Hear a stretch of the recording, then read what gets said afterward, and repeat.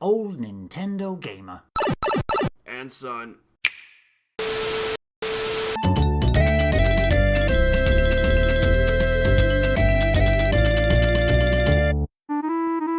Like I mentioned in the news, I haven't taken any notes, so I'm running on thin air here, Nick. But I have played, and I put a couple of hours, a fair few hours now, at least 4 hours, into Apex Legends.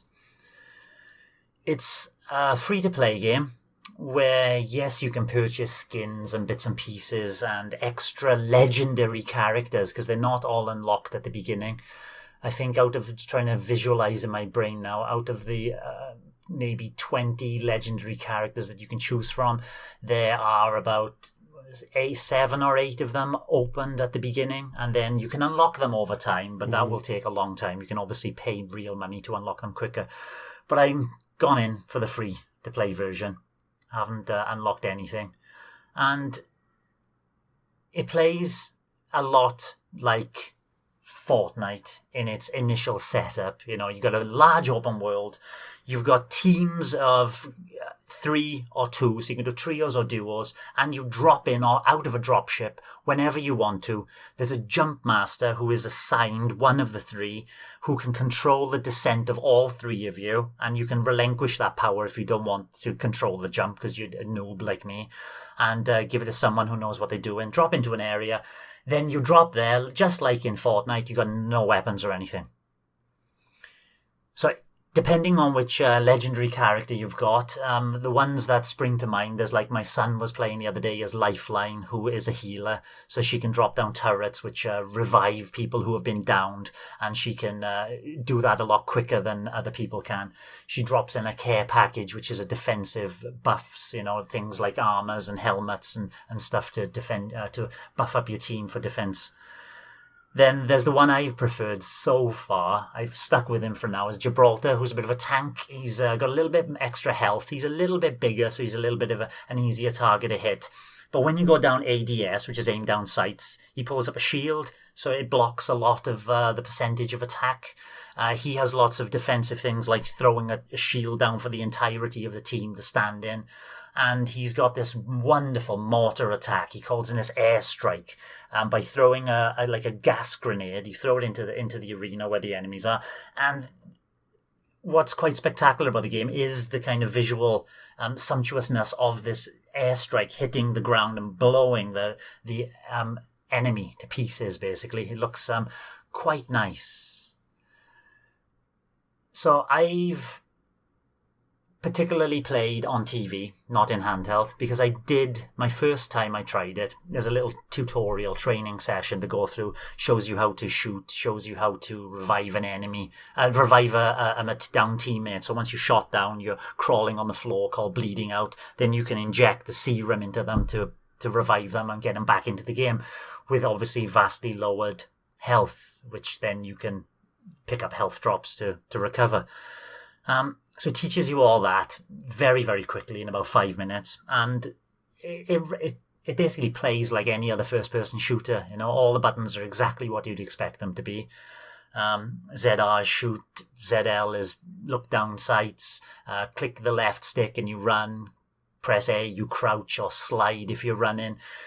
So it feels automatically accessible. Mm-hmm. The guns feel very weighty. They got just the right amount of recoil. So when you pull in the trigger, it's got really meaty sounds to it as well. You know, the explosions, boom. And it was I can't remember what game it was, but I played in a game similar to that back a couple of months back and thinking it doesn't feel weighty enough to be a first-person shooter, but this certainly does. And the gunplay is helped by that kind of weight behind the weapons. You know, you really feel like you're blasting someone with a sniper rifle when you pull off a headshot. So I started playing in handheld, and it is a blurry mess in handheld. Oh dear. I mean, you get it even in the tutorial section, which is just one little part of that huge map. It's all locked off. Just you got to kind of, you know, target shooting range, and textures pop in, shadows pop in, The frame rate didn't seem so stable. They said in that interview, yes, there was a 30 frames per second stable, fixed, and it doesn't feel like that in handheld at all. Okay.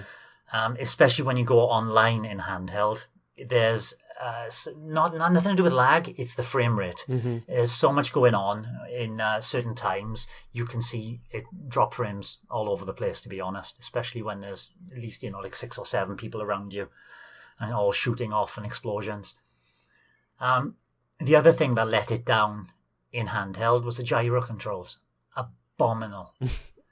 They've ballsed the gyro controls up something terrible. Oh dear. For some reason, when you play Splatoon or anything in gyro, It just you just works. move. It just works. That's it. You don't have to question it. You know how it works because it's intuitive. You tilt the Switch screen. You don't have to move 90 degrees to your right, completely around to turn the camera. This, you have to move 90 degrees around. And then on screen, it doesn't move 90 degrees. It moves about 5 to 10 degrees. So you're moving it all that way and it moves a tiny bit. Yes, you can turn the sensitivity up of it, but even at max settings, it's only 1-to-1. So if I want to turn around, I have to turn around 360 in a circle.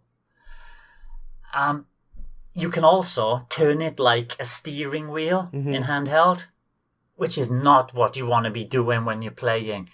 It feels broken, and it's something I'm sure they will address. Because when you go onto TV, the game looks a lot better. It runs a lot better in docked. There's still frame rate issues, but there's far less frame rate issues. The gyro controls like another game we played in first person, Warface, and once you get used to, instead of rocking the controller for the left and right kind of gyro, but turning the controller like a steering wheel for the gyro, once you get used to that and get your head around that, the gyro works fine. Okay. I was a bit put off first of all, but so it's learnable basically, and the gyro works well, but you've still got to ramp the sensitivity up. It's far under sense, and you can change the gyro for the ADS and non-ADS shooting and all that, and everything is customizable. So I was going to say a bit of tinkering, with a lot of tinkering, you can find a setup that you'd be comfortable with, I think, but it does take a lot of patience and practice in that training mode to find something you're comfortable with. As for the game itself, very difficult.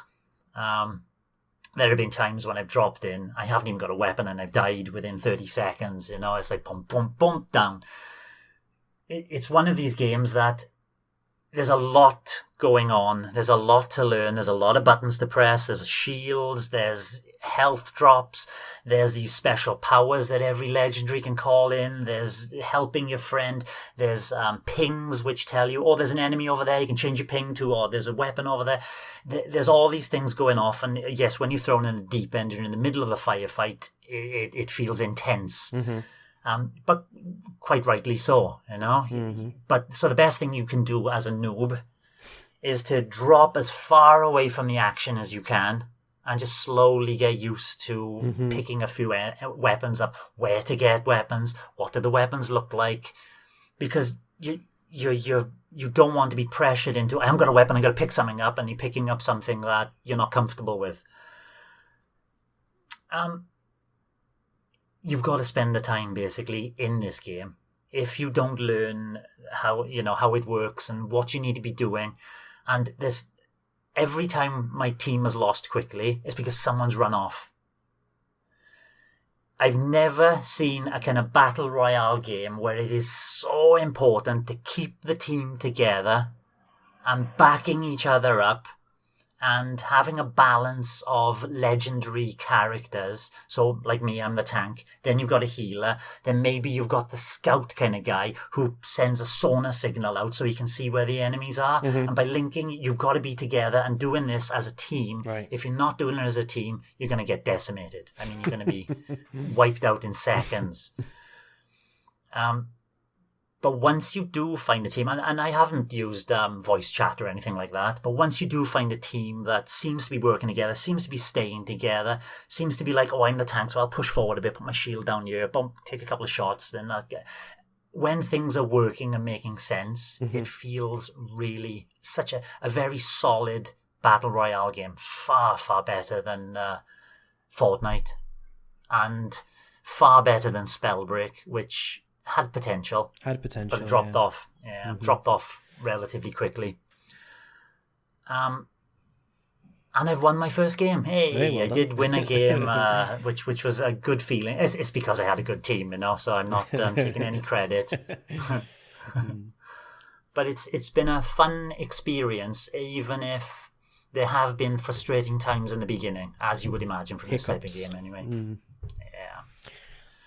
I don't know, you mentioned Spellbreak there. That got updated to version 2 the other day, and I never tried it. I've still got it on my Switch for some reason, but maybe I'll give that another go. Because I actually enjoyed the concept of that game with the magic instead of the guns. There was some cool mechanics there.